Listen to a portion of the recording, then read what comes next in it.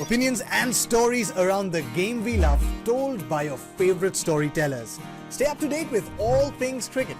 Subscribe to Cricbuzz's YouTube channel and press that bell icon now. The England versus India Test series is about to kickstart again. The series score is in favor of India right now, 2-1 heading into that final Test match. Now, this Test series so far has had some riveting cricketing action, has had some great batting performances. Today, we recap the top 5 batting performances from the series so far. Let's have a look.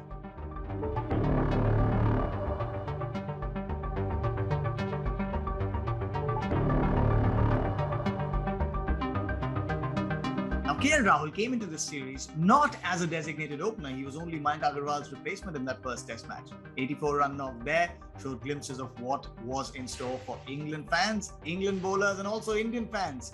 But then the big stage at the Lords. He staged a crucial opening partnership with Rohit Sharma, who himself missed out on a century by just 17 runs. But KL Rahul kept going, scored that century, got India a big total on the board in the first innings. A massive advantage always in these conditions. Etched his name on that Lords honours board. The first Indian batter since 2014 to score a century at the Lords, and only the third Indian batter to now have a Test century at the Oval and the Lords as well. He was showing signs of what was in store for all of England's bowlers throughout the rest of the series.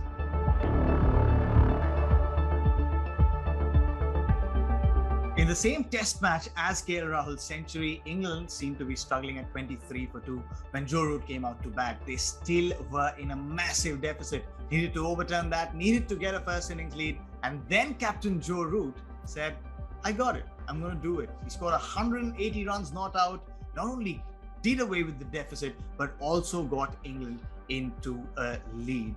Now, with the captaincy pressure off Joe Root's shoulders now and the kind of form that he's been in recent years, he will surely be England's player to watch out for come the final Test match.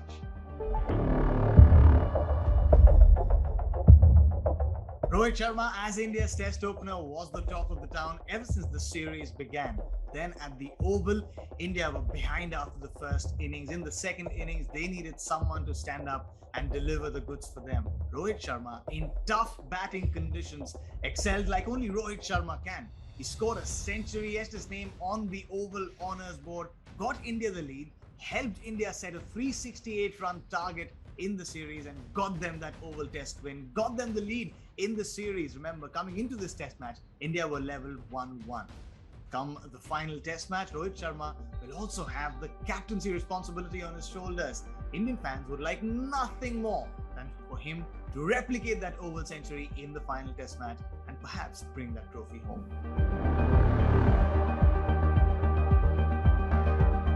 After India's high-intensity win at the Lords in the second Test match, the pressure was fair and square on England. They needed to bounce back in the series. In the third Test match, the bowlers first started off with a bang, bowling India out for just 78. But they knew this Indian team can bounce back, which meant that they needed to outbat India. And the main man, Joe Root, put his hand up again. He came into bat at 159 for 2. Now, this was a rarity. Since October 2015, this was the first time Joe Root was taking his guard with the score in excess of 150. He scored a spectacular century, was involved in a century stand first with David Malan, then a half-century stand with Johnny Bairstow, helped England put a huge score on the board, outbatted India from the Test series, leveled the scoreline at 1-1.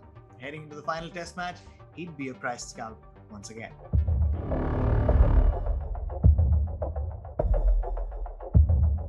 Now, for some, this name will come as a surprise in a list of top Indian knocks. For some, it won't be a surprise at all because they'll know the kind of exploits that only Lord Thakur can get from any cricket match. Now, India at the Oval were reeling at 117 for 6. It seemed like the memories of that 78 all-out from the Leeds Test were coming back to haunt India again. The only Indian batter who had a 20-plus score in the top order was Virat Kohli, no one else. And then Shardul Thakur came out to bat, scored a spectacular half-century, 57 of just 36 balls, included 7 fours and 3 sixes, and this proved to be a game changer. His half-century took India to a respectable 191, and then in the second innings again, he came out to bat, scored a 60, got India to a good total, ensured that they set a big target for England, one they could never surmount. Got India back in the series. The scoreline now read 2-1 heading into the final test match. So that's how our list of the top 5 batting performances in the series so far shapes up. Will your list look different? Would you omit some names, bring some in? Let us know. We're across all social media platforms and we'll be waiting to hear from you.